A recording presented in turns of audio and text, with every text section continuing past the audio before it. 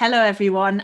Thank you so much for joining us this evening. First of all, on behalf of NatWest, I'd just like to welcome you all to this very special event, Unlocking Potential. I'm your host for this session. I'm Steph McGovern, a business journalist who for a long time was the girl getting up at 3:30 to do the business news on breakfast telly. That saw me doing everything from interviewing the bosses of companies to being in pig farms, finding out pigs quite like white northern pasty legs.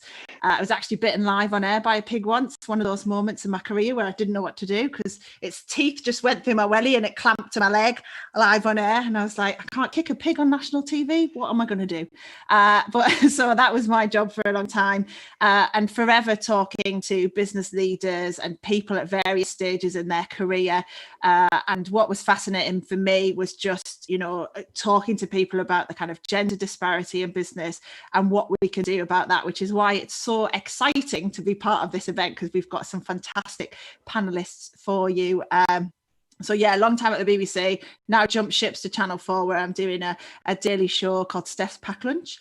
So I went from breakfast to lunch, which was quite interesting. Hopefully eventually I'll get to dinner, which is prime time telly apparently. But there you go. So that's me, the least important person in this fabulous group of people you are going to meet.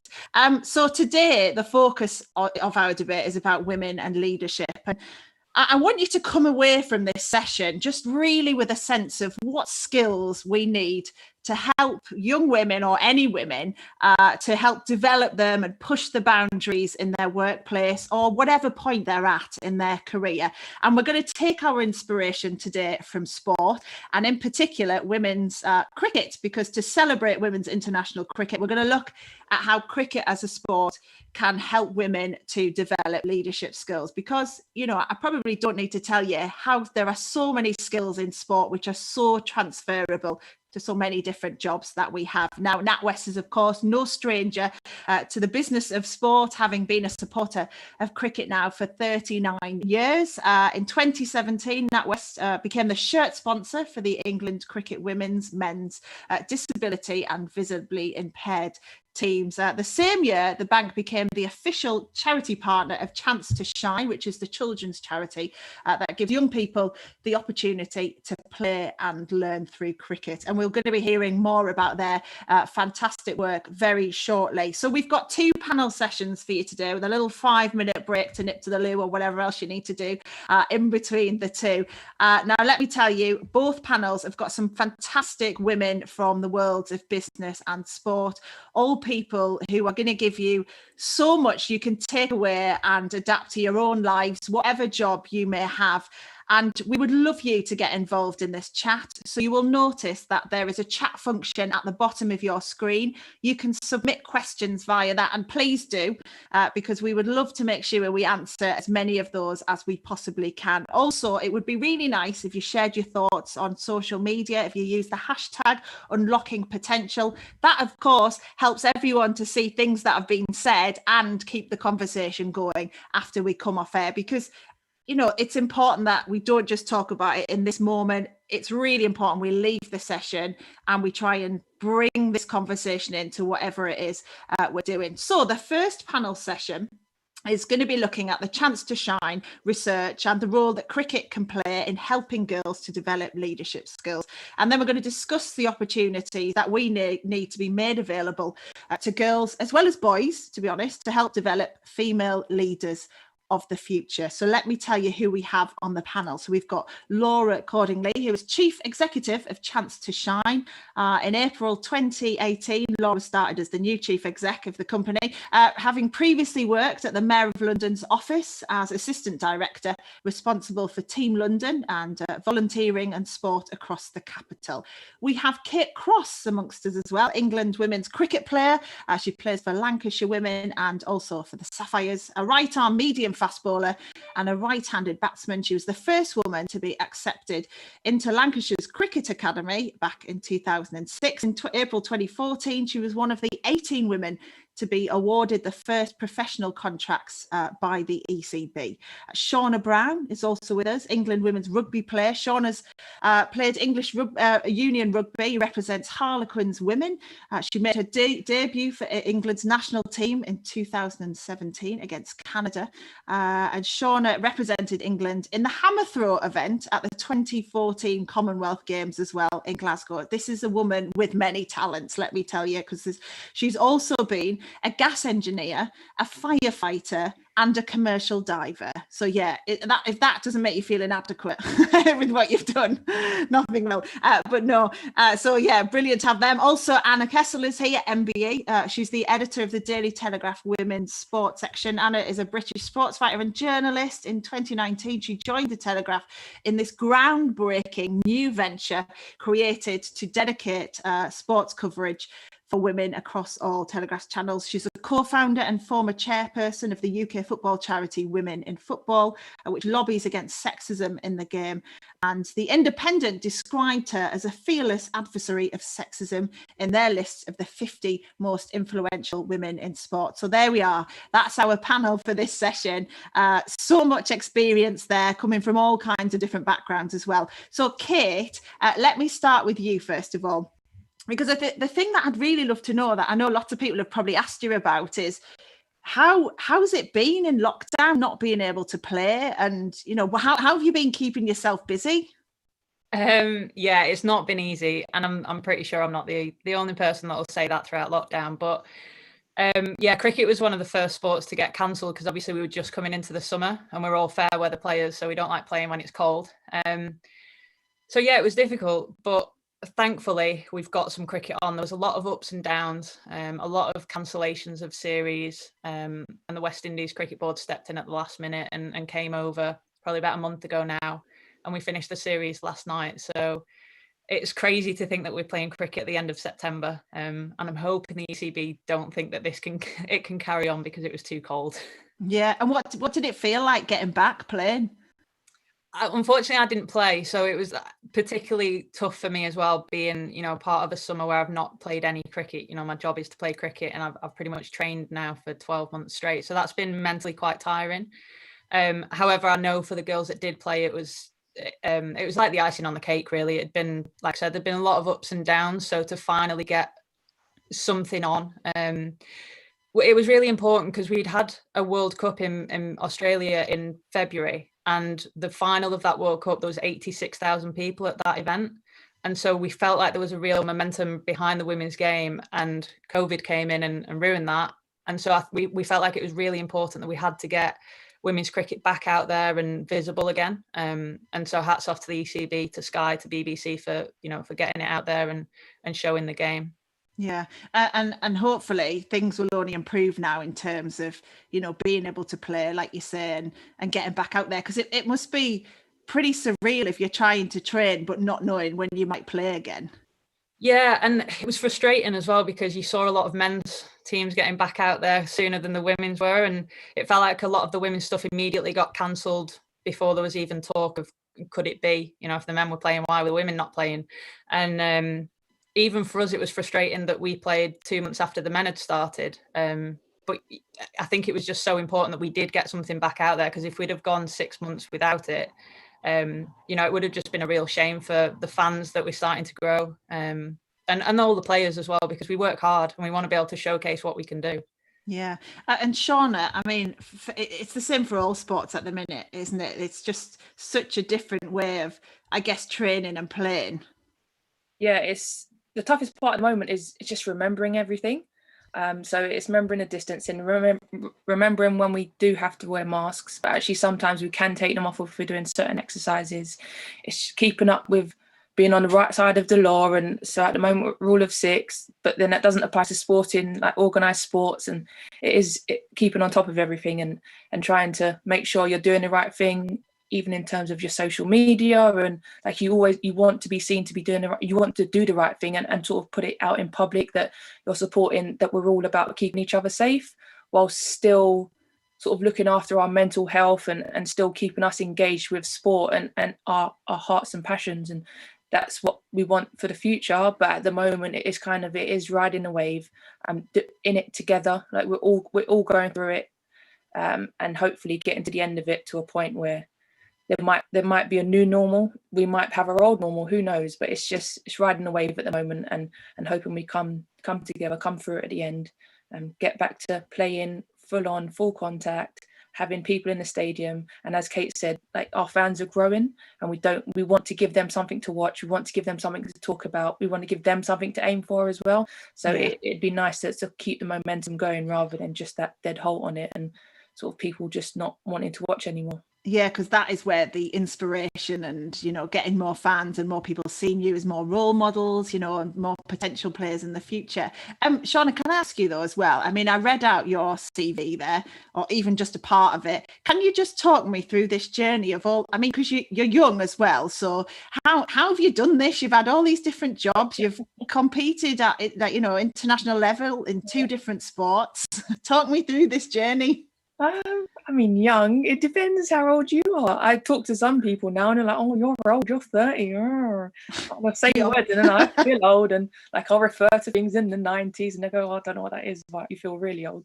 But I mean, essentially, I think my main thing is I get bored quite easily. I like to keep myself occupied, and that doesn't necessarily mean moving from one thing to the other, but it's actually that sometimes you can do things at the same time.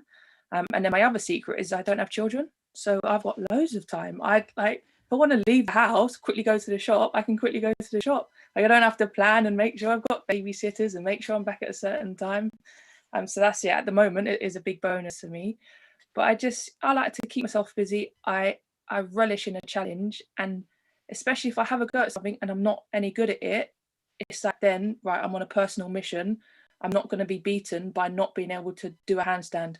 Like, it's something sometimes that is completely irrelevant to life. It doesn't enhance anyone's life. But if I can't do it, it's like, well, why can't I do it? I need to be able to do it. I can see other people can do it. And sort of going around bugging people to teach me things, which is also quite weird. Have you always been like that, Shauna? Is that just something about you? Is that you are someone who always desperate to learn new things and loves a challenge? Have you always been like that? I think it comes from growing up. I was the only girl amongst 7 cousins. So I was always very much, and I was the youngest as well, or still am. Well, no, actually there's more growing up. But I was the youngest at the time of the group, and just growing up around boys and always wanting to keep up with them. I very much would be up the trees with them, like be running racing with them. I'd always just want to keep up. And I recognised I was a girl. It was just that it didn't matter. I just wanted to be better. And like, even from school, I'd want to be the best behaved. I'd want to be the quickest to finish my lunch. I'd want to stop on my lips straight away. Like, I just want to be better than everyone else. And all I can say is it's just maybe the competitiveness of growing up with boys. And wanting to just beat them at everything. Yeah, I want to come back to some of that a little bit later, but let me bring in Anna now, because Anna, I talked there when I was giving your bio about this being groundbreaking, having a paper which is doing a section on women's sport. So just tell us a bit more about what it was like launching that and the kind of reaction you've had to it. It's honestly been amazing. I mean, when I first heard, a lot of people think that women drove this project, by the way. It wasn't women, it was a man. It was Adam Sills, which just goes to show the real importance of male allies. And he spent 18 months doing all the hard work. And then I turned up on the day that it launched and stood on the stage and got loads of applause, which is very nice. But it was really about creating a seismic change in the newspaper industry. When we look at the stats, it's about 2% prior to our launch of newspaper sports coverage was about women, 2%. So you can imagine any woman or girl picking up a sports section and really struggling to find anybody who looked like them within that section. And that was also mirrored in terms of journalist bylines as well. So it's 1.8% of sports bylines are women. which is problematic too. Dina Asher-Smith, who's our star columnist, the British sprinter, she's talked a lot about how the person who tells the story shapes the narrative, and that lived experience of women and a diverse range of women to talk about important issues in their lives. And if you only just have a panel of white men writing about sport, then that doesn't really give you the full picture of what it's like to be a woman in sport. So yeah, it's been absolutely phenomenal. We've got a big team, a social media editor, 3 full-time women sports writers. It's been an absolute joy to be part of. Yeah, and Anna, I know you said this to us before we started, but I just want you to tell everyone this as well. It's just, when you were at school, you weren't encouraged in sport, were you? And therefore you were kind of told you weren't a sporty person. So I'm just wondering where your kind of passion for being a sports journalist comes from, because often the sports journalists I talk to are people who have been really good at a particular sport themselves. So where does your passion come from? And tell us a bit about the life at school you had. Yeah, I from year 9 onwards, I basically bunked all my PE lessons. The thing about it as well was that I never ever got in trouble for it. Right. Yeah, which I think is really interesting. So Yeah. I once tried to bunk maths, which I didn't really like either, and I got in huge trouble. And that just told me that actually my school didn't care if I wasn't there for my PE lessons. And there's that you know, this was years ago now, because I'm really ancient, even more ancient than Shauna, and achieved far less as well. But I think that importance of physical activity in schools, that message still hasn't changed. It's you know, I think Laura was saying before we started, it's not a core curriculum subject, so schools aren't placing that importance on it, aren't ranking it up there with academia, and I'm sure we'll talk more later about why it's so important. But yeah, I guess I'm a total anomaly because I'm rubbish at running. I don't know if I'm good at sport or not, because I think PE teachers tended to do, and some still do unfortunately, categorise children, boys and girls, as either sporty or not sporty really early on, before they've even had a chance to prove themselves, which I think is just really limited. Yeah, I know, and you often get as well, and we will come back to this because I want to bring Laura in, but you do often get that thing, you're either sporty or clever, as if the two are mutually exclusive. Do you know what I mean? Like, that's just ridiculous. But we'll come back to all of that because that fits very much into the theme of what we're talking about. But Laura, can you tell us a bit about Chance to Shine, and in particular this research you've done around cricket and girls and the transferable skills that are relevant to business? Yeah, sure. So Chance to Shine, we're a national cricket charity, and we work in state schools and disadvantaged communities. And we're fortunate, we support around 500,000 children a year. And one of the things we're really passionate about is half our participants are girls. So I say half, it's 49%. So we're still waiting for that elusive 1%, but we'll get there. And to us, a couple of years ago, we looked at our reach across the country, and we had a really good reach in primary schools, but our reach in secondary schools wasn't so great. And what we basically quite quickly ascertained was that girls aged 11 to 16 in state secondary schools are sadly, quite inactive in comparison to where we'd like them to be. So only 1 in 10 girls are getting the level of physical activity that's recommended by government. And as a result of that, only 22%, there's a 1 in 5 who actually say they're confident taking part in sport. And for us, that almost had a double effect, because first of all, we want young people, girls and boys, and we want them to have a really positive relationship with physical activity and therefore get the health related benefits. But if they're not physically active, and for us obviously it's cricket, if they're not picking up that bat and ball, then they're not getting those secondary benefits, which are all around those life skills that we all know you develop through sport. So for the secondary school programme, we really concentrated on leadership in particular. We knew that girls that had taken part in cricket had told us that the 2 things that were really coming through for them was friendship, which is obviously so important, like fun and friendship. And secondly, they were recognising leadership as something they developed. So we did a programme in 100 state secondary schools and after school programme, and we worked with thousands of girls.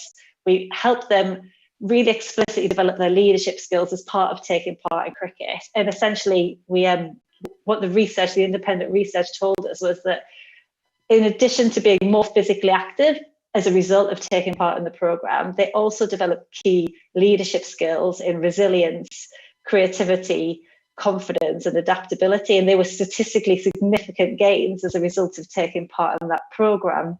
So for us, what that means is resilience was, if I find something hard, I will keep on trying until I can do it. And, you know, for us, that's hugely important because we know that so many female senior executives attribute sport in their youth as part and parcel of what helped them get there. So those key things, I think everybody could agree, are relevant whether you're in sport or whether you're in business. And we don't want teenage girls to miss out on that opportunity. Yeah. Kate, can you tell us a bit about, I mean, Laura gave there some good examples of leadership skills from cricket. So what's your experience of it? What do you think you've developed that have made you a good leader from your sport? It's actually fascinating hearing those figures there from Laura, because I think I'm, again, a bit of an anomaly, because I was the one female playing in a boys team when I was a youngster. And that was the norm for me, because it was just the sport that I played. It was the sport my family was heavily invested in down at our cricket club. And I was always treated like a player, not, you know, the girl in the boys team. By my team, that was, you know, if we played other teams, there would be the comments that you'd get. But I think for me, the stuff that I gained through playing cricket was that sense of friendship that Laura spoke about. And also, I think cricket has a big sense of community anyway. But for me, I got the confidence from being that girl, from being the one girl in a boys team who could stand her own more often than not, you know, kind of stood out for my skill level rather than because I had a ponytail or whatever it was. But I've been part of Chance to Shine. I've worked in the schools. I've gone in and done those sessions, and you see a massive drop off with girls kind of at that 13, 14 mark, when either boys come into play or they discover makeup, they discover hair straighteners, that kind of thing. And I think I can't relate to that, because that was the age where I thought, you know, I want to prove people wrong here. So it's really fascinating for me to listen to those numbers, really, because I struggle to relate to them, because my sense of playing cricket was it was the biggest part of my life at the time. So they don't really resonate with me. And again, from what you're saying, the characteristics then that are coming out from it is the kind of resilience. It's even when you were being told that you shouldn't be playing or whatever, you kind of carried on to prove them wrong. And again, that's just key in business, isn't it? I mean, Shauna, for you, is it similar to Kate? Do you see characteristics and traits in yourself that, you know, make you a good leader?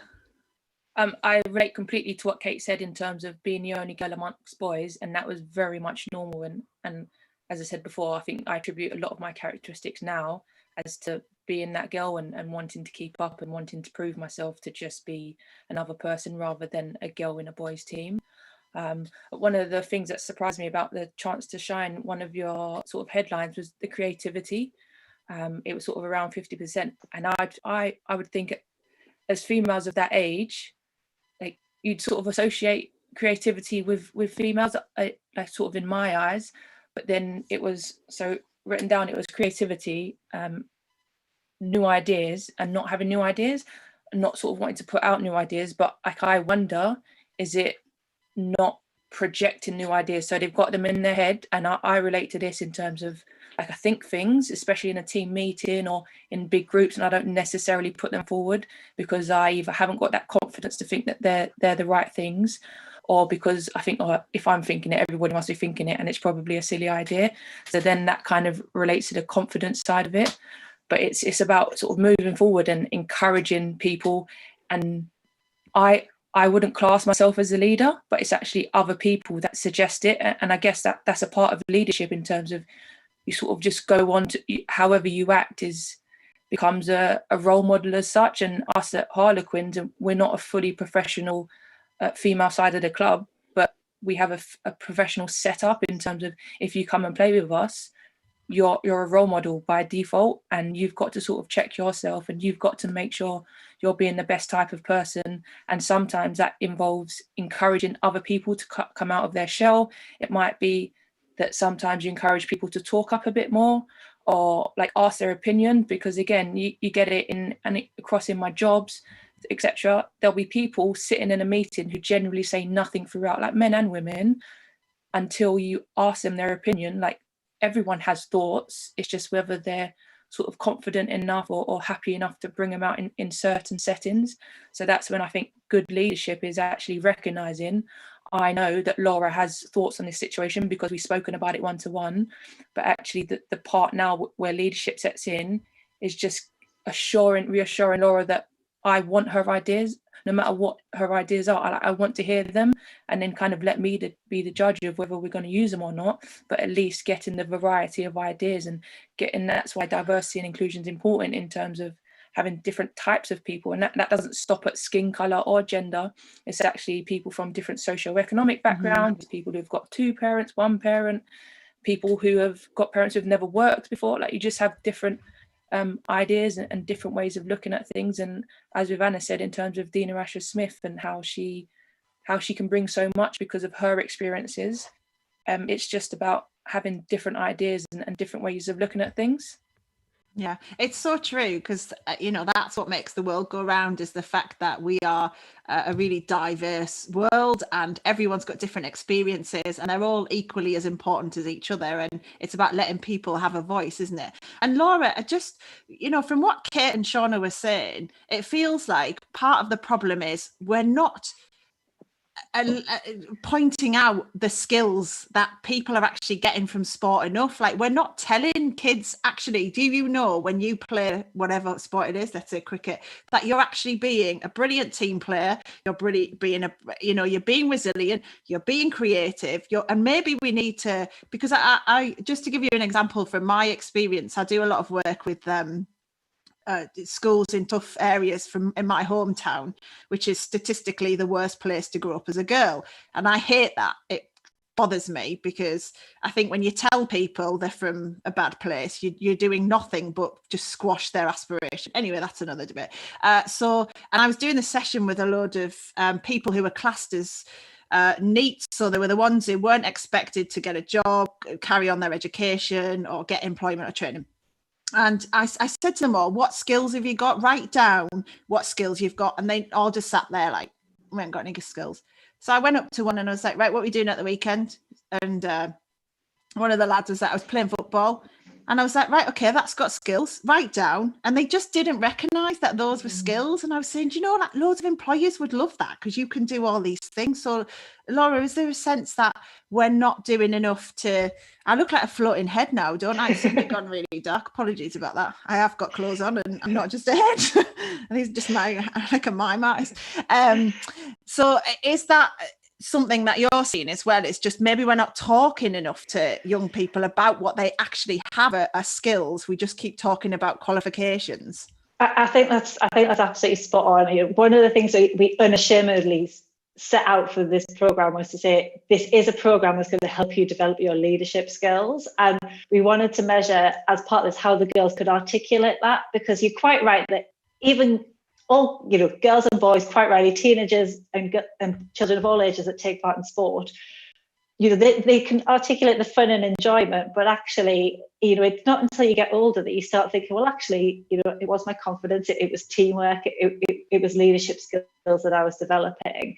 And I think part of what we were really focusing on was, getting into the girls' heads that actually these skills that you have, they will be skills you need in the boardroom, or they will be skills you need in whatever job you want to go on and do. And actually, by saying to you, as part of this course and this program that you're going on, this is about communication, this is teamwork, this is leadership, this is about adaptability. So actually, for girls to be able to say at the end of this program that if I see someone struggling with a skill, I can adapt what I'm doing and I can change my ways to help them be more successful. I think, that's hugely important. But I think to Shauna and Kate's point, confidence is absolutely key. And one of the things we found was that, you've got to give girls and young people the right environment to feel confident, to be able to practice and to be able to learn in that safe environment. I think that's so important. The other thing that we found was that the cause was crucial as well. So actually, a lot of girls said that what they really took from this project was that they were imparting support and help for younger girls, and they then realised that almost they were part of the solution and helping girls of a younger age. And the younger girls told us that they then saw these older girls as role models and they wanted to be them in the future, which for me is brilliant, because I think you've got to have role models at all ages and, you know, all walks of life. I think that's really important. Yeah. Anna, I want to ask you about a question that's been sent from one of our viewers, and it's about the impact of social media. And I think this is a really good point around, you know, Kate mentioned about when girls become teenagers, there's that pressure all of a sudden they realise about makeup. They start caring maybe more about how they look and things. And Halsey is asked, what do the panel's thoughts on the impact of social media on young girls today? And how can we combat the kind of body image pressures that seem to be there, even in some cases for pre-teenage girls? And that is a key point, isn't it, Anna? It's like suddenly kids get a bit awkward with being sporty or whatever, and you know, there's suddenly all these social media if that's not what girls do necessarily, or you're not girly if you're sporty and all of that jazz. Yeah, I mean, I'm a mum of 2 daughters. It's something I worry about a lot. And we're seeing a lot of evidence about eating disorders and mental health and anxiety and so on.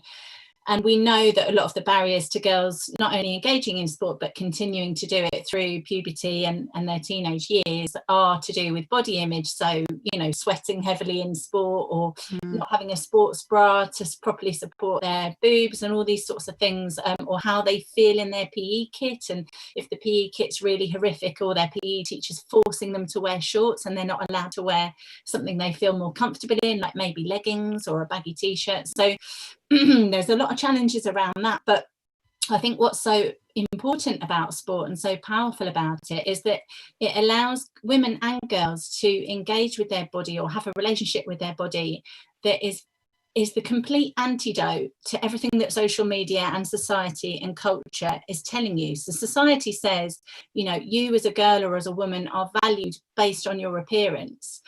You might have seen an amazing interview with the shadow sports minister that came out yesterday in Grazia, and she was talking about when she goes, you know, when she makes a parliamentary speech or when she goes on live TV, she has this internal monologue that is shouting at her, telling her, you're fat, you're disgusting. You know, why on earth would anybody listen to you? This is an incredibly, you know, accomplished woman, incredible woman, shadow sports minister. And yet even she is like really bothered by this internal self-doubt. And I think the amazing thing about sport is it puts the emphasis, when it's done properly and when women are supported and girls supported properly, it puts the emphasis on what women and girls' bodies can functionally do rather than what they look like. And that is so empowering to think about, this is what my body can do. Isn't it brilliant? Isn't it amazing? Rather than what do I look like, which is what we're judged on the rest of the time, let's be honest. Yeah, it's so true. I mean, Shauna, what are your thoughts? I think on a couple of Anna's points is sometimes just the practicality and comfortability of clothing.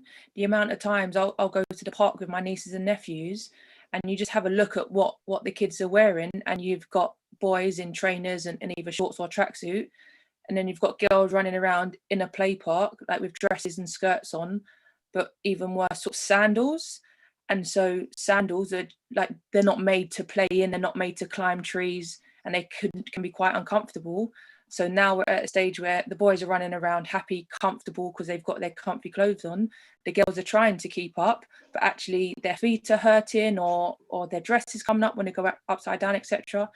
So then it's like the girls are not necessarily not wanting to go and play, but they associate running around and playing with being uncomfortable. And so that's when they want to sit down and like, oh, girls will be girls because the boys are all running around hot-headed and the girls are sitting down nicely playing with the daisies. But my challenge would be, are they actually sitting down playing with the daisies because that's what they want to do, or it's just a bit more comfortable in terms of what they're wearing? I mean, and it's just, yeah, it's interesting to look at, and you'll see, you just see it again and again, and it's weird. I can't actually go and say like, why is your little girl wearing sandals? But it's just the thought of, is that the association? And in terms of PE kit and wanting to be comfortable, and not everybody looks the same, not everybody feels the same. So why do we make everybody wear a certain type of PE kit, for example?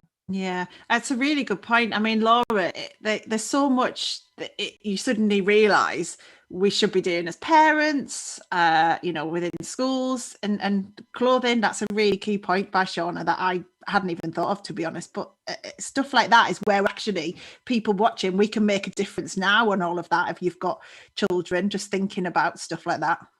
Yeah, absolutely. I think, what I can say is, from a Chance to Shine perspective, we support boys and girls from the age of 5. And everything we know is that girls love sport just as much as boys if they're given the opportunity. You cannot split our statistics about girls saying they enjoy cricket, how much they want to continue doing it, the sort of things they get from it. But something happens along the way where it becomes more distant, and that definitely is in those teenage years. And I think it's part of all our responsibilities to acknowledge the fact that by girls dropping away from sport, or by girls not getting into sport in the first place, they're missing out on all these opportunities. And fundamentally, everything should be about equal access to girls and to boys. And quite rightly, clothing comes into it. One of the things that we're really passionate about from our street perspective is that you turn up and you wear whatever you want as long as you can run around in it. So actually it doesn't matter what you've got on, but you need to be able to take part in the session. So, as long as you can be physically active, that's the most important thing. And then you might see someone wearing something completely different, but you're all doing the same thing. And I think that's really important. It's about making sure that we're all thinking about what are the barriers that we can put in place. But I definitely think, for girls, confidence is a barrier, and perception is a barrier. And one of the most heartwarming things that I've heard one of the girls say from our projects was that I looked at cricket and I thought, I'm going to be useless at that. I can't do it. And she's come to the other side of the program and she said, actually, now I've done this, I've got the confidence to try anything else. And I'm like, well, how amazing is that? She's going to go and be a Shauna doing a shot put, next week, because she's like, brilliant. I've tackled something that I thought was going to be really hard. Not only have I learned through it, I think I can do it, I'm confident, and now I'm going to do other things. And I think, that's something we've really got to try and instill. Kate, what else do you think we need to do then? Because what I really would like is if, from the session, we can just take away things that are really practical things we should all be doing, either with our kids or, with sport, or just people can take back into business to think about how they just treat women generally, or empower women who are watching as well. Yeah, I mean, there's so much that we can do, and I think we're in a really exciting time with women's sport in general, with how much like the media, Anna doing her job so fantastically, the pushing the female side of the sport. And Isha Gua spoke at the weekend because it was the first time that female cricket had been on the BBC since 1993. So yeah, it was a massive day for us because it obviously gave us another audience that we'd not had before. And her comment was that you can't be something if you can't see it. You can't be what you can't see. And if sport's not visible for girls, then they don't know the possibilities that it could bring you. And listening to everyone speak, it's inspiring for me to hear all these stories as well. But I never got into sport because it has health benefits, or because I could become a good leader, or learn some communication skills. I got into sport because I loved it. I love being outdoors in the summer. I loved being able to do something with my friends, challenge myself. And in hindsight, I've now gained all those things that we've been through, all those tick offs because of it. And I count myself really lucky that I was encouraged as a kid to go and do things that young girls weren't seen to be doing all the time, because cricket was a male sport that girls didn't touch. And on the back of that, I feel lucky. And when I have children, I think I'll just encourage them to go for whatever they fancy doing. And if they like something, then keep doing it. And if they don't, then try something else. It's it's not the end of the world. I think that's such a good point, Kate. It's about having fun, isn't it? I mean, let's face it, in life, it's so important to be happy. It's not about how much money you earn or even how successful you are. It's actually about being happy. And I think that's another thing, Anna, probably we need to encourage women and young girls, is actually what makes you happy. If sport makes you happy, then do it, and know that from doing it, you'll have all these things that'll open up a million other doors as well. That's exactly it. I mean, you know, we talked earlier about how schools are putting this huge emphasis on academic achievement, but we know that doing sport or physical activity actually helps academic achievement. It's a great stress release. It's great fun. It's really good for strengthening friendships, and portray and enabling girls and women to have friendships that are really positive. Because I think often when you turn on the TV, even seeing my kids watching, you know, My Little Pony or whatever, there's really, I hate that one, by the way, I always try and persuade them to turn it over, it's terrible, but because the two ponies are competing, they're meant to be friends, they're competing over the boy pony, and that's the kind of that's the kind of friendships that young girls are seeing depicted on TV, really negative ones, whereas actually there's such a power in female friendship, and you see it brilliantly in sport, and that kind of teamwork, and you know what can be achieved through that, and also you see how competition can be a fun thing. I think women and girls too often are led to believe that competition is a negative thing, and it's about putting somebody else down rather than bettering yourself and the enjoyment that you can get from that. And you've only got to listen to someone like Serena Williams, who talks about how she loves other players pushing her to be her best self. Let's try and teach women and girls that competition is a great thing, and it can be fun as well. It's not something to hurt other people with. Yeah. And then turning this on its head slightly, we've talked a lot about education and young girls, but let's chat a bit about what businesses can do, because Jo's made a really good point. Jo was saying, you know, she thinks the point we've made about skills from sport are really transferable to the boardroom. But do businesses value sport enough? I.e., if you're going for a job interview and you're talking about sport you did, often businesses are not going to necessarily take that as seriously as they might take your degree or other traditional things that businesses value you on. And do you think businesses are missing a trick there, Laura? Because it certainly feels like that. Like a lot of the big businesses I talk to now are saying they're not looking at qualifications as much anymore because they realise that just brings a certain type of person, and what they need to do is broaden it. But are we missing a trick with sport being valued in business and the application process? Yeah, I think, you know, anyone that's passionate about sport, and, you know, like everyone else on this panel, really gets the difference that sport can make. And I think I agree with you, Steph. I think the trend in business is definitely moving to recognise broader skill sets, life experiences, you know, diversity of thought, you know, in companies.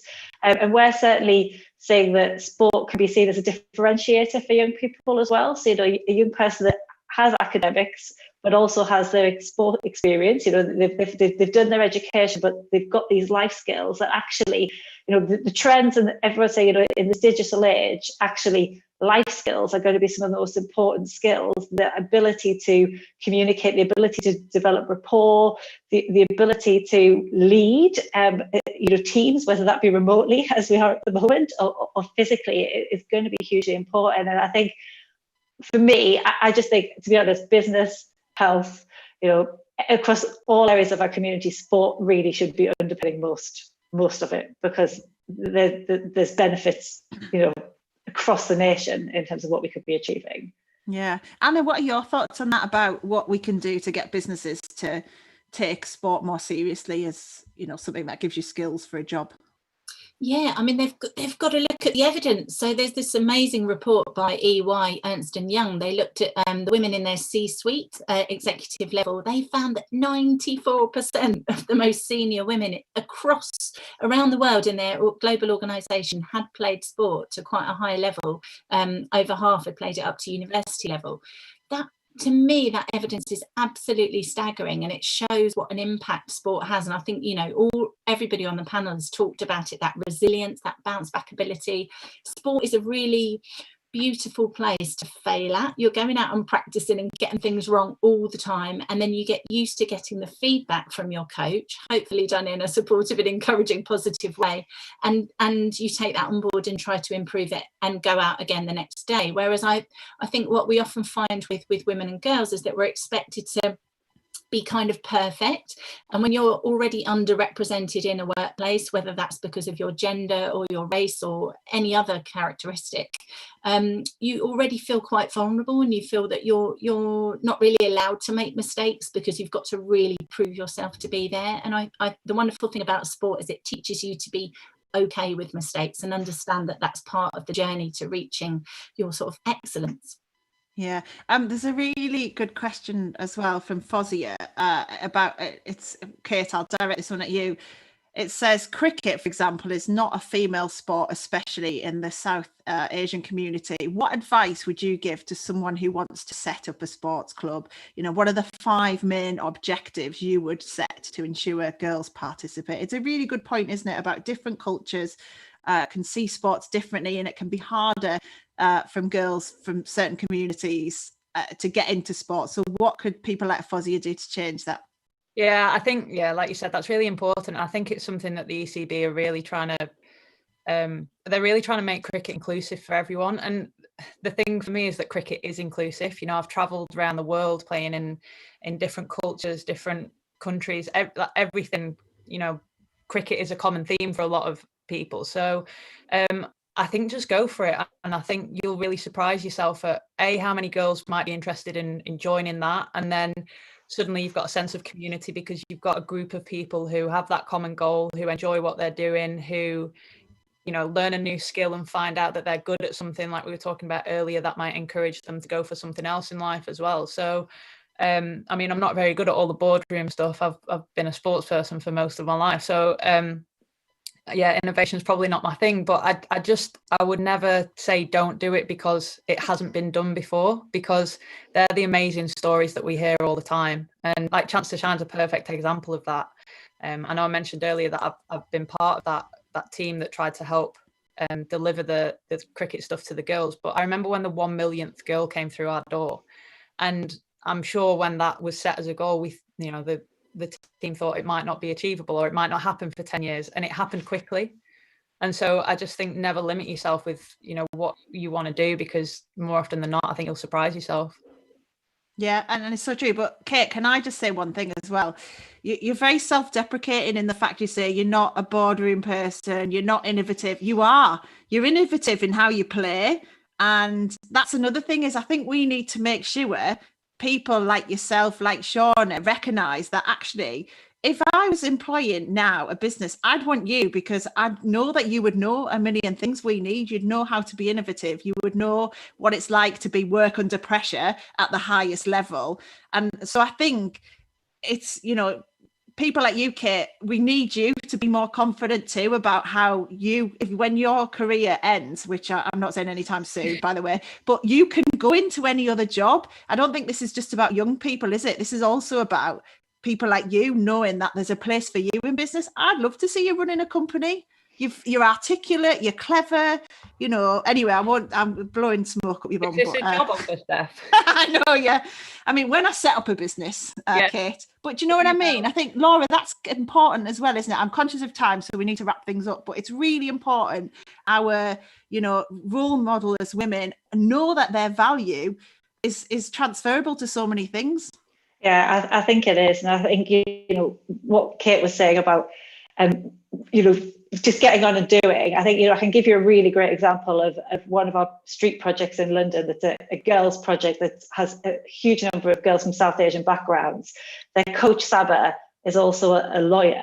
So effectively, you know, they've got someone there that is a role model to them. She's successful herself in her own career, but she also loves sport. And, you know, and that's really helped broaden people's horizons in terms of, well, not only is this good for me, I can also have other interests and I can also be successful in different parts of the career. But Sab was brilliant at talking to the girls about that. And I think it's really key that people really recognise we're trying to instill this in teenage girls, but, you know, we have to recognise it in ourselves. Nobody's perfect, but, you know, that goes for whoever you are. But fundamentally recognising the things that you have taken from sport in particular, and how that helps you develop.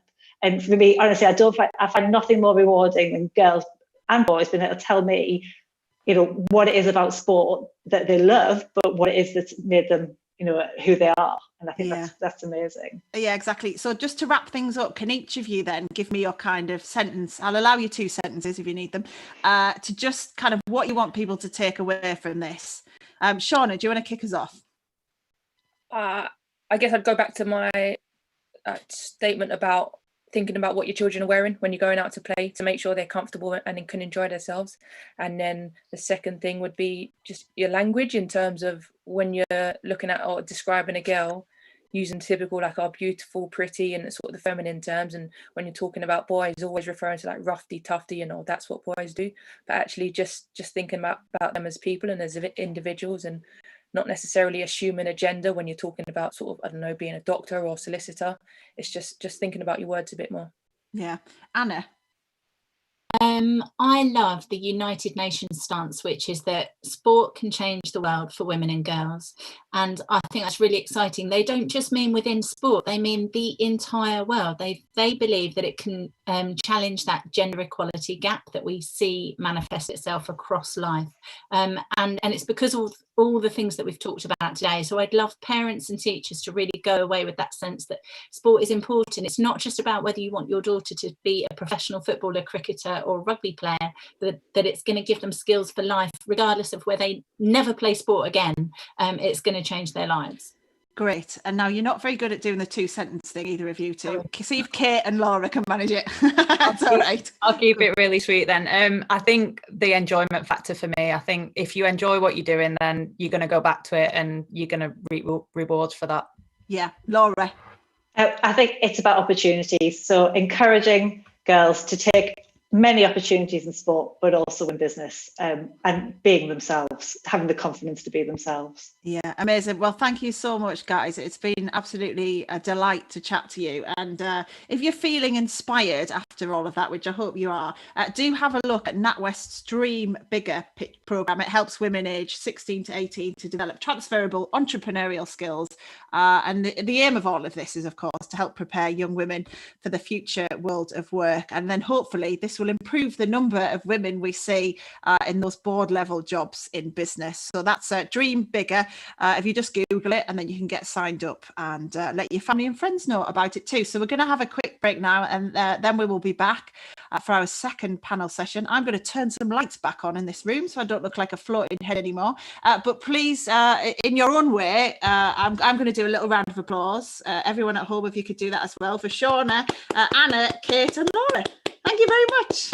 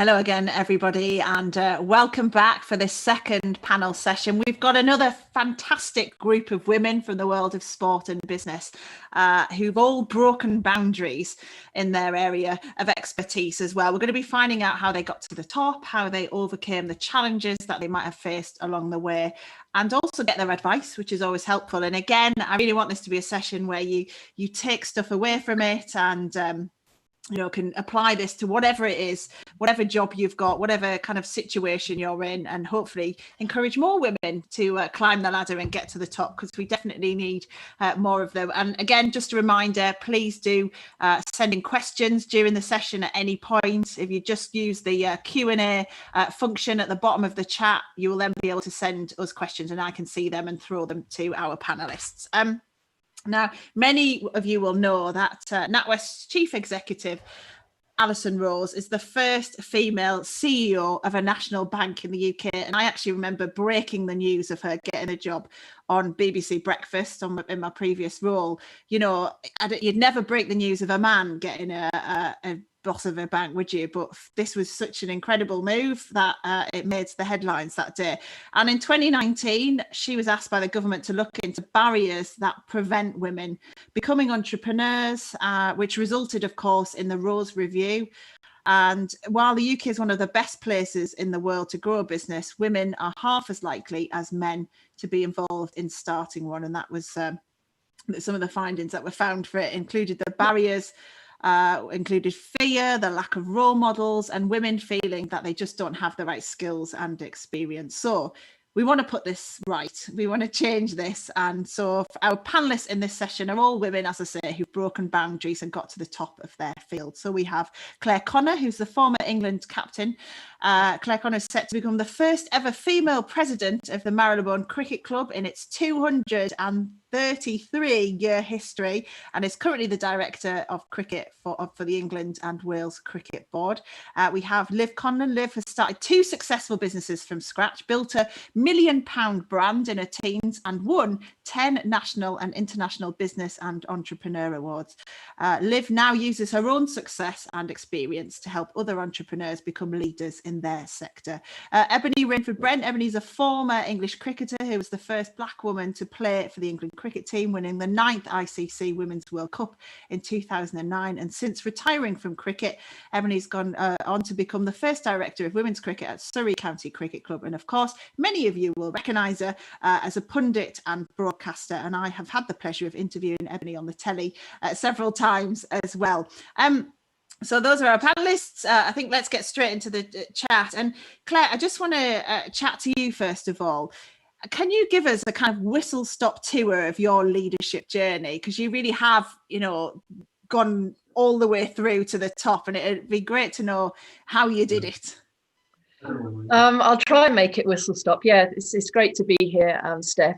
I think my whole leadership journey, when I think about it, started with captaincy experience, which is obviously one type of leadership. So the first of which was being made captain of the under-10 boys cricket team at school. And I think if I think about that as a kind of formative experience as a 9 or 10-year-old girl, the only girl in the boys team, and the only girl playing on the school circuit, I think that told me from a really young age that I was allowed to be a captain and I could do it, and I was empowered to do it. And I had the support of the whole kind of all of the boys around me. And I think probably more than I knew it at the time, that gave me a real sense of self-belief that I belonged in that kind of role.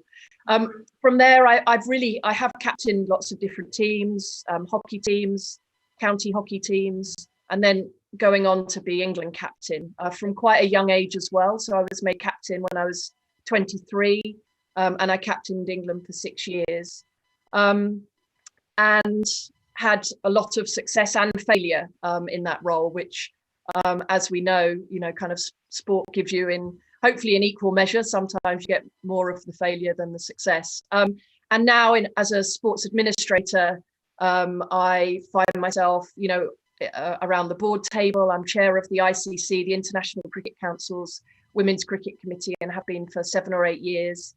And as you mentioned, I will next year be stepping into that role as the first female president of the MCC. So I suppose my leadership journey has been very constant in that I have always been in leadership roles from a very young age. And I think, therein for me lies the real lesson, which is in sport from a young age, you can get the most amazing experiences. And it can teach you so much. And I'm very grateful for that. Claire, would you say, because there's some people who might be of the opinion, or you're either a leader or you're not. What would you say to that? I'm imagining you've probably developed in how you lead over the different roles you've had as a leader. So, what are your thoughts on that? About, is this something you've taught yourself? Do you think you've got a natural instinct of leadership, or how does it work? I think it's a great question, whether you're kind of born with leadership capability or you develop it. And look, you obviously develop it. But I do think that if you're surrounded from a young age by family and mentors and teachers and coaches and people who give you opportunity and empower you and give you a rich set of experiences in which to thrive, then I think you can develop it from a young age, because it's ultimately linked to self-esteem, and having the kind of, if people give you the wings to fly from a really young age, then that's setting you up, isn't it, from into a position of kind of real capability and empowerment from a young age. But I mean, I've learned so much, and I'm learning more now, I think, than ever before. As I find myself in all sorts of new situations. This year particularly, where we've all needed to be really agile leaders, and we've had to operate so differently, and we've had to have a lot of different plans, but be comfortable making late decisions. That in itself has been a whole new set of kind of leadership challenges. Yeah, and there's so much I want to come back to in what you've said there, because I think it's key to us understanding how we get more women into senior leadership roles. Liv, let me chat to you. So you decided to leave school at 16 and set up a business. Tell us how that came about and how you did it. Yeah, sure. So basically I decided to leave school at 16. And I remember the experience quite vividly. I went into the careers office and I explained that I was actually going to leave school and start a business. And I mean, I had all the grades. I was very fortunate that I could go to uni and study like whatever I wanted, but I knew that business was for me. And at that point, like, they told me, like, you're going to ruin your life doing this. Like, we really advise don't do it. But at the time, my mom was involved with property, and one of our properties wasn't selling. It was on the market for 3 months. So basically, I staged it, which is putting furniture in, giving it that show home look, and then it sold in 3 days. And then I decided, like, this is actually such an amazing idea, and I can do this for so many other people. So I just left school, went out, started networking, and literally just threw myself into that industry. And I mean, it was a challenge. It was a male-dominated industry, the property industry. And I was rocking up to networking events 16. I looked 16, I had blonde curly hair. I actually cut it short so that I looked older. And I was trying to tell property investors that cushions and artwork and sofas would make them more money. So it definitely was an uphill struggle to sort of go into a room of middle-aged suited and booted men and say, look, what I've got is actually going to be really great for your business. Yeah, I mean, that just shows incredible confidence and, innovation. Where did that come from? Again, is this something you felt you always had, or did you develop that in other things you were doing? You mentioned about your mum's property business. I mean, was that where it came from, like your mum? Yeah, I mean, for me, like, I've always said that, I'm a born entrepreneur, which is definitely true. But I think when I dig deeper into that phrase, like, I've discovered, like, there's millions of born entrepreneurs, but who actually never fulfill their potential. And I think what sets someone that takes, like, the plunge into business apart from those that don't is, like, they possess, like, that innate sense of necessity. And people say to me all the time, like, oh my God, you're so motivated. However, the distinction between motivation and actual feeling a drive and necessity to do something is different. So yeah, I think I have that inside of me that no matter what, I was going to start a business and I was going to make it successful. Yeah, and you certainly did, because you made, what, 1 million before you were even out of your teens. Yeah, yeah, it was a long journey. A lot of hard work as well, but totally worth it, and still going strong. So yeah.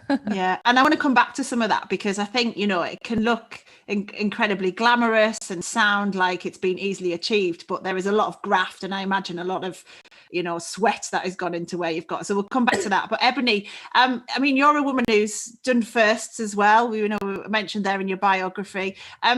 Just talk to me about what that was like for you, and how you kind of got there and became such a successful cricketer.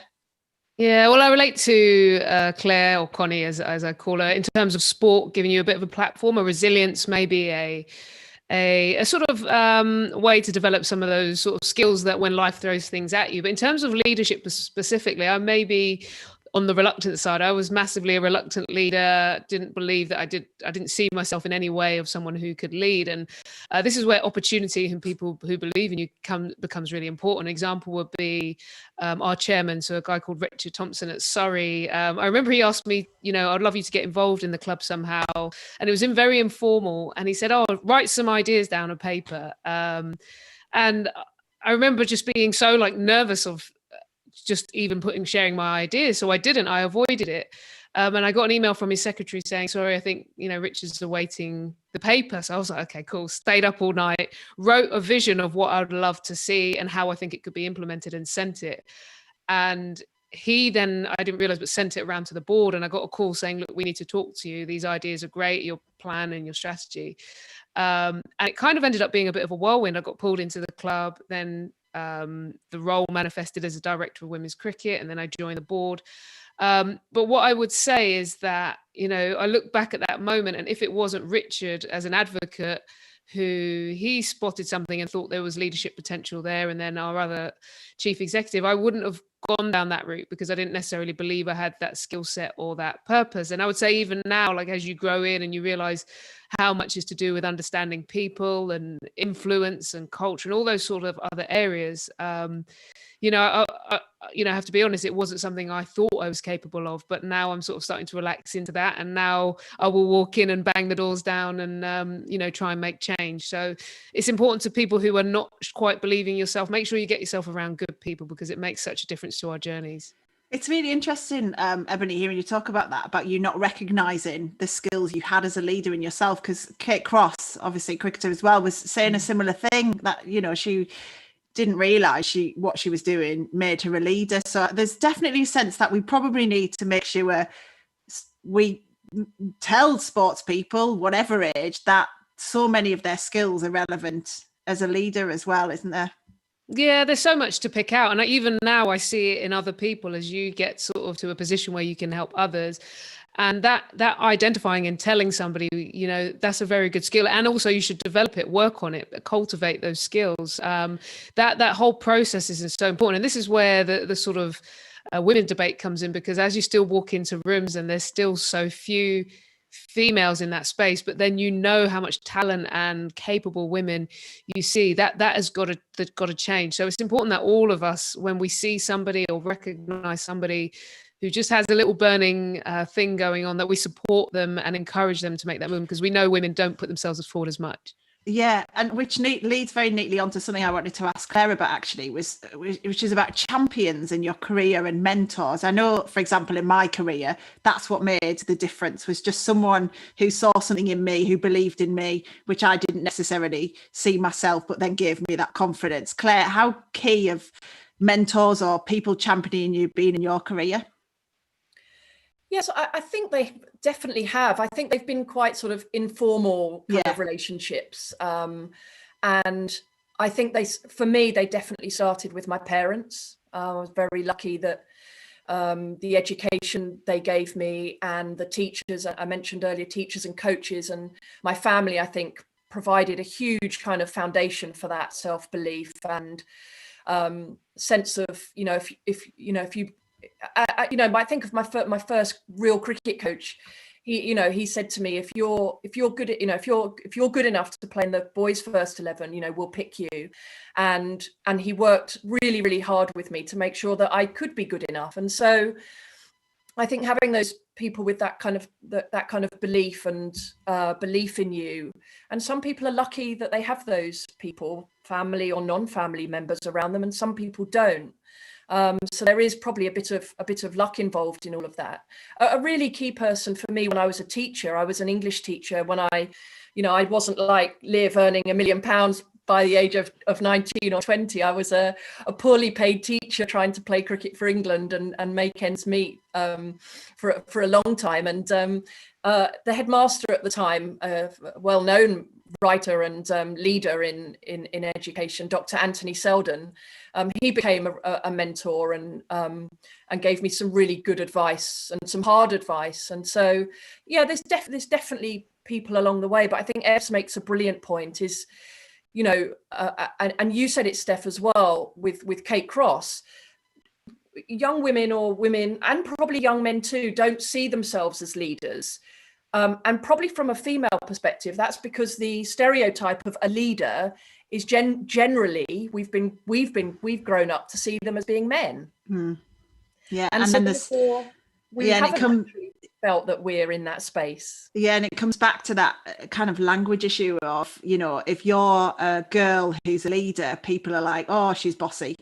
And it's different. Liv, you're nodding along there, given, you were leading from such a young age. What's it? Did you have people who were supporting you, and did you have mentors? And I like, it's a really good point you make, Claire, but it can be really informal as well. Some of the mentors I had, I only realised afterwards that they were mentors when I was further on in my career.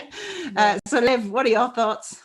Yeah, I mean, I'm totally with you on that idea that, if you're a confident female or you're ambitious, it can be seen as bossy, aggressive. And actually, we should really be challenging those sort of labels that we're putting on women, that we can be confident, we can be leaders, we can be bosses, we can be boss babes, whatever we want to be. And I think it is a shame that label is put on us, but I think it's also our responsibility as females not to label each other that. In terms of mentors for me, like I've had so many mentors for the past, 22 years of my life. My first one being my mum. So she had a business as well. And I always witnessed her sort of leading the way. I'm bringing in the income. And that was just such an inspiration to me. So I would always say to someone, look close to home. Who can you look at that's going to really inspire you to be who you want to be? But also I've found real, confidence and also a push from people that have also said to me, I don't think you can do this. And I think it's an interesting one. It's sort of a bit reversed, but a lot of the time when someone says you can't do it, that can also be a driving factor to say, look, I'm going to do it and I'll come back and I'll show you my results. Yeah, it's so interesting. That's what I often say when I do a lot of work in schools, and when I'm talking to young people, I always say to them, don't let anyone tell you can't do something, because there'll always be a way you can. Ebony, can I ask you a bit about, because it's a really good point about how you can be the top of your game, but have faced a lot of challenges in that time, probably moments where you're thinking, I don't know how I've done this, I don't know if I can still do this, where you have a crisis in confidence. So, have you ever faced that, and how have you overcome it? Yeah, I don't know if I've ever mastered confidence, to be honest. I mean, I'm definitely, personality wise, I think I come across as I'm confident, but there's always that doubt. I think you grow into it, right? So one thing that sport taught us, for example, as a kid, my number one goal was to try and score 100 every time as a batter, and you'd go out and 99% of the time you failed. And it's not so much the putting yourself out there, it's getting back up each time. So I think I've got a bit of a grounding that even if, this myth of having confidence to perform, I realize that's not needed actually.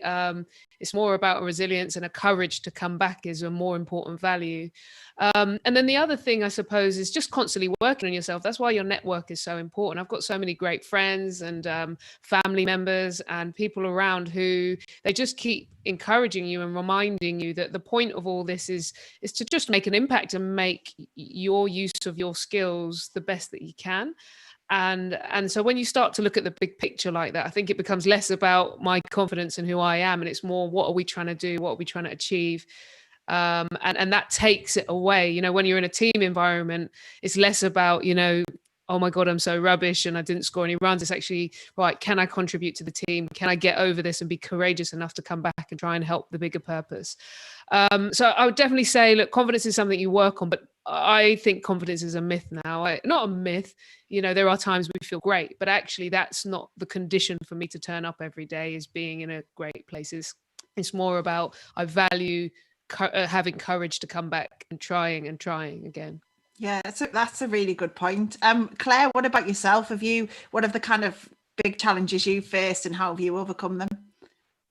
Oh, look, I've had a really blessed, lucky life, really. I think Ebbs is spot on there around what we probably both have learned through playing cricket, team sport, the characteristics that you develop around bounce back ability and resilience and courage, playing for something that's bigger than yourself, and doing the best you can for that team. I mean, there have obviously been challenges. We've all had our own ups and downs. But I think, sport is what gives you, for me, I go back to the mindset, and Ebbs has referred to her mindset a bit there, that sport helps you develop a mindset about performance, partly, and it helps you develop a mindset about understanding success and failure and perspective, and I've really tried to use all of that in my life outside being a sportswoman. And sport has got such a key role to play in all of that, and historically sport hasn't been equal. Sport hasn't, like many sectors, it hasn't been good enough. It hasn't given enough opportunity to girls. Sport historically has catered for men and boys, and so I'm absolutely passionate now, like Ebbs, about that purpose, and about giving girls the opportunity to experience the things I've experienced, to be part of a team, to learn those teamship skills, and feel that they belong, and that sport is something for them that can give them so much. I know your previous panel has just been looking at that around, leadership skills in girls' secondary schools through Chance to Shine. And ultimately we want a more equal society. We want to close the gender pay gap. We want more women in leadership positions in all sectors, and sport has got a fundamental role to play in that. And I'm just grateful that I've had experiences through it that have put me in a position where hopefully I can help make a difference for kind of the next generation, really. Yeah. Do you know what's another thing I've noticed from talking to everyone in these panels, again, coming back to language, you say you've had a lucky, blessed life, but I see it as someone who's grafted. You haven't been lucky. You've put yourself where you are. So again, I think women, we kind of do that, don't we? We're a bit more, I do the same as well. I go, I've been really lucky. No, I've worked really hard, actually. So, Liv, can I ask you a bit about your barriers? Because I know you've talked quite openly about being bullied, haven't you, and the kind of impact that's had on your life. Can you tell us a bit more about that? Yeah, I mean, talking openly about my experience of being bullied was obviously not an easy thing to do. And I just want to start with that because some people may be listening who are going through it right now and can't ever imagine sharing it with anyone. And I too was at that stage at one point until I shared my story. But I mean, I was bullied at school, and those were some of like the worst years of my life. And I like to think that, everyone has like two voices inside of your head. One is a negative voice and then also a positive voice. And when you are bullied, I feel like all of those negative things you think about yourself, your insecurities, such as, am I good enough? Am I worthy? Can I do this? They're just like amplified. However, I feel like if you let it take over your mind, then you will stay paralyzed. So I think you need to find a way to empower like a more powerful voice. And if anyone is going through this, if you can't change your actual circumstances, then you just need to change your experience of them. So again, it's back to mindset. So for example, like when I couldn't change my physical environment, I just read books and really surrounded myself with people, books that were just really inspiring me. And it completely changed my experience of being bullied into one of those driving factors for my success. I looked around and thought, this is not how I want to feel anymore. So I'm going to go into business, get around a new group of people. So it really is just looking at how you can change your current situation and think, what do I want? Like, how do I want to transform this? And what's going to be different this year? That's such a good point, that about surrounding yourself with positive things. If you're in a situation where you can't get away from the bullying or the negativity, trying to find a place mentally where you can be more positive. I mean, I don't know how similar this is, but obviously when you're on telly, and everybody will know this, you get a fair amount of trolling. You know, every day I get sent, I mean, I've been sent messages today about looking like a desperate Dan Joe or whatever else. And it is that thing, is actually you've just got to step back and go, it's their problem, isn't it? They're the ones who feel like they're the ones who must have something sad in their life, that they're messaging some person they've never met to tell them they've got a jaw like desperate Dan. Like, you know, what's going on in their life? You've got to feel sorry for them in a way. And it's a really good point you make about finding a positive mental space. Ebony, can I ask you a bit about kind of what your advice would be for anyone watching who is, you know, wants to progress in their career, who is, you know, wants to just kind of make more of their life, I guess? What would your thoughts be? Yeah, I have loads of ideas. So first of all, I would say environment. I mean, that's everything from you need to be around the right people. So if you're not, start making friends, network, whatever it is. I think that can just shift your whole experience. If you're in a good environment or a good job that's going to empower you, it's not going to be a struggle. It's going to naturally flow. Some other things I would say that I use a lot more now, the 80-20 rule. So anyone who's heard of Pareto principle, which is basically focus on the key 20% of things that are important. So whether that, and just to break that down, there's a relationship. You know, we wear 20% of our clothing 80% of the time. 20% of the people of the workforce will produce 80% of the results. So what the point of it is to get more focused on what you're trying to achieve. And I think we need to be reflective. So from my perspective, I think when you first try and get into these leadership roles, you know, sometimes the nerves and the confidence and what am I doing all sort of starts to overwhelm you. And actually it's taking a step back and getting really clear on what is it I'm trying to achieve? What's the best way to get there? Who do I need to partner with to achieve it? You know, just really drilling down. And I think that reflection period and that slowing down and focusing on areas like that really helps.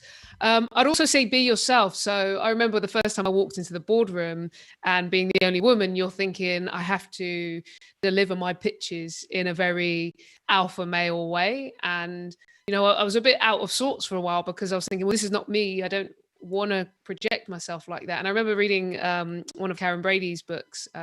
She's got some great insight about women in business, and she really spoke about just being yourself and owning your femininity, and you can share it in the way that works for you. You know, different people, and you may have a different style, but I would say own who you are. The more authentic and close to who you are you feel, I think things flow better and actually become easier. So just find your style and feel confident owning that. So those are some tips. I could go on for hours. I think I've got like lists of a million things I would say, but definitely some of those. Get clear on some of the focus parts, get in a really good environment and find that authenticity in yourself. Yeah, authenticity is key in everything though, isn't it? Whatever your job, because it's impossible to not be authentic for very long. Well, anyway, you're a classic example, because every time I watch you, I'm thinking that's what I love about your broadcasting is you just do come across yourself. So I had to throw that back at you as well. Do you know what's funny though? When I first started, I did similar to what you said you experienced going into the boardroom. I thought, oh, I've got to be a BBC journalist. You know, I've suddenly got to be posher. I've got to dress a certain way and all that jazz. And then, you know, after a while, I thought, hey, and my boss, this really, again, coming back to people championing you, my boss has said to me, listen, you're Steph before you're a broadcaster, like, just be her. And it just took a little while to have that, because you're suddenly exposing yourself, aren't you? And you feel like, oh, you're dropping your barriers. Claire, what are your thoughts then, just in terms of advice for people in making more of their career? Well, I think Ebbs has covered some great stuff there. I think having a sense of where you want to go, and the steps that you can take to get there, and seeing opportunity and action, positive action, rather than, you know, the kind of the barriers. And I know that's easier said than done.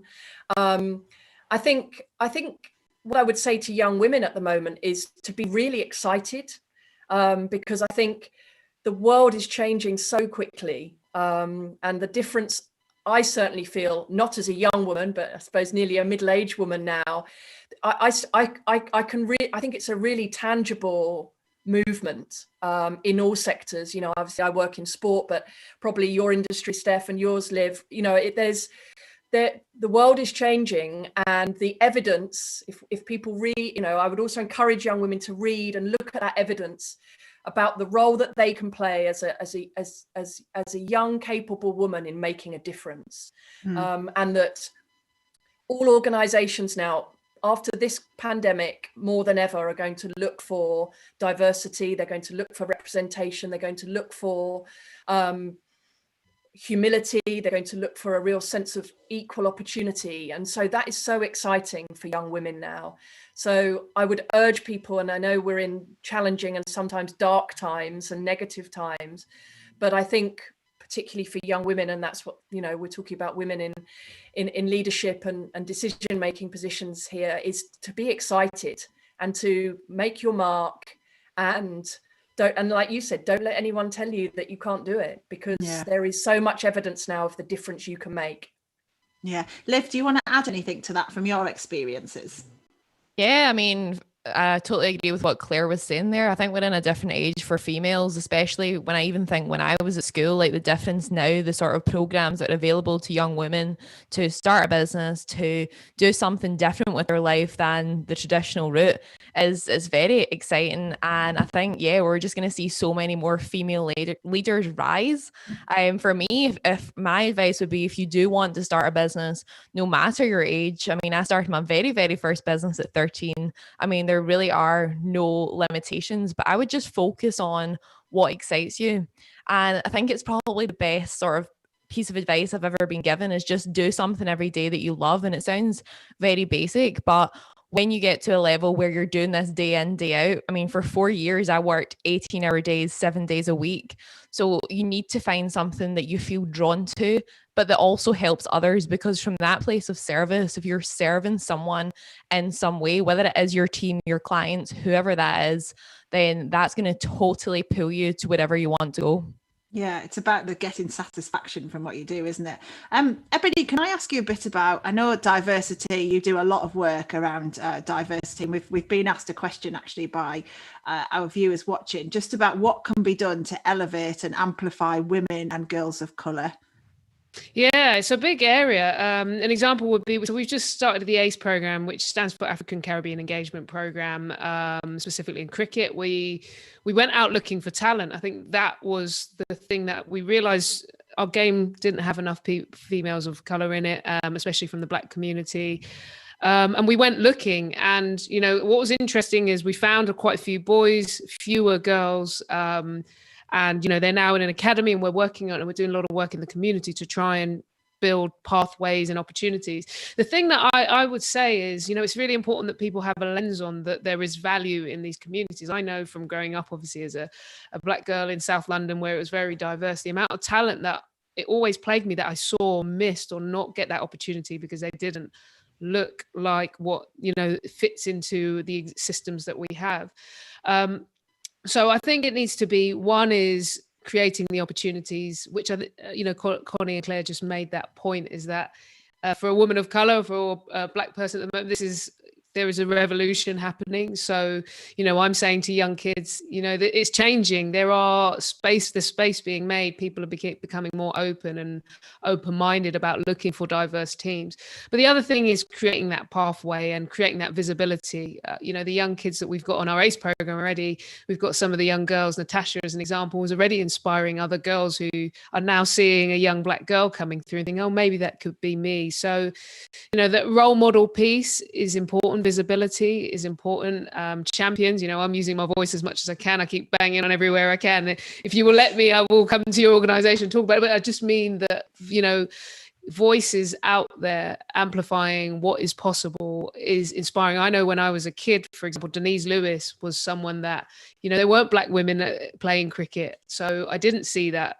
But I remember the moment I saw her, and I remember when she won the Olympic gold in 2000, and just being so like, wow, I can be, you know, a Black woman and be successful at sport, and what that did for me. And now she's become a really good friend. But I know how important that was for me to see myself in that. So visibility at the moment is important. Organizations creating programs like we're doing, and there's no doubt we'll see change very quickly. Yeah, well, just to wrap things up then, because I'm conscious of time, can you each give me the kind of main thing you want our viewers to take away from everything we've been talking about? Liv, do you want to kick off on your thoughts? Yeah, I mean, I guess one of my parting sort of comments would be that, really pretty much anything is possible that you put your mind to. For me, I think all of us have been in a male dominated industry, and that can at first seem very, very daunting. And for me, I mean, age just held me back a little bit when I started off on my journey. I thought, oh my goodness, had that imposter syndrome. I'm going to get caught out. I'm too young. I'm a female. Is this really going to work? However, I think the difference is that, now there's so much more opportunity, and really what you should really be doing is getting out there. And I like to call it your courage muscle. So just constantly pushing yourself to do something new every day. And just like a muscle, when you go to the gym, it takes time to build. Like, you don't go to the gym a handful of times and all of a sudden, like, you're this bodybuilder. So that courage muscle, just keep pushing that every day and working it. And I call it also hitting singles. So just small things you can do every single day, increasing your output by 1%. By the end of a year, you've put out 365% and you've improved. So yeah, I would just say that it's actually great to be female. It's great to be young, and always use it to your advantage, because as I mentioned there, I tried to hide it for a while, cutting my hair. I'm not mentioning it. But when I actually sort of changed that perspective, I realized that people are impressed by young female entrepreneurs, and see it as a good thing. Yeah. So yeah, absolutely. I totally love this idea of a courage muscle. What a fantastic analogy. I'm so going to use that now. I'll credit you though, Liv. Don't worry. Oh, We support each other. Ebony, your closing thoughts then on what you want people to take away. Yeah. Make it easy on yourself. So I think I focus more on environment than my own self. So what I mean by that is, if I want to work out and I try and do it on my own, I might not do it. Whereas if I am going to the gym, surrounded by people who are working out, I'm more likely to do it. If you're in a office space that works for you, you're more likely to get promoted. So I would say focus on putting yourself in really good environments and set things up so that it ends up flowing, rather than you having to do too much of the hard graft. It makes it much easier. Yeah. And Claire? Okay, I'm going to finish with a quote. It's a bit corny, but it's my favourite quote of this month. And I heard it when I watched the film on Ruth Bader Ginsburg. Amazing woman, yeah. Couple of weekends ago. And it was a quote from the film. And if any of my colleagues are watching, they'll giggle because I'm using it all the time at the moment. And the quote is, "It's not a movement if everybody's just sitting around, it's a support group." And I think it builds nicely on Liv's point about the courage muscle. And it's about taking action and doing something, whatever you believe in. And hopefully for this audience, it's about giving women more chance, and young women more chance to step into those roles and develop. But we've got to take action. We can't sit around talking about it. We can't be in working groups for too much longer. It's about action. And so I'll finish with that. Such a good point. I love that you have quotes of the month though. I'd like to know what next month is going to be when we get there. Ladies, thank you so much for your time. I really appreciate it talking to you, and I hope everyone watching at home or wherever you are has enjoyed this session as well. So thank you. I'm going to do what I did earlier, which is give you a little mini round of applause. So thank you, Ebony. Thanks, Liv, and thanks, Claire, as well. So yeah, thank you to all our panelists. Thanks to everyone watching as well. I think it's fair to say we probably could have continued chatting all night, couldn't we? If you're feeling ready to take action off the back of all this, if you feel inspired by what you've heard this evening, then do carry on the conversations you've been having on social media, #Unlocking Potential. And also there's two things you can do practically. Search for the NatWest Dream Bigger. I was talking about this earlier. So this is a free program for 16 to 18-year-old women, and it's to help develop transferable entrepreneurial skills. Or if you're at a stage where you're ready to embark on setting up your own business, then do look at the NatWest Business Builder. Again, this is completely free. It's a digital tool designed to give you the right support and the confidence to set up or grow your business. And there's loads of really helpful things on there, at whatever stage you are at with building your business. But thank you again from me. Thanks to NatWest as well for putting on this event. I think it's really important we do as many things like this as we can, just to get the message out there, so we can all do our bit in getting business done and getting business done better by having more strong, confident women doing it. So thank you very much. Have a nice rest of your evening.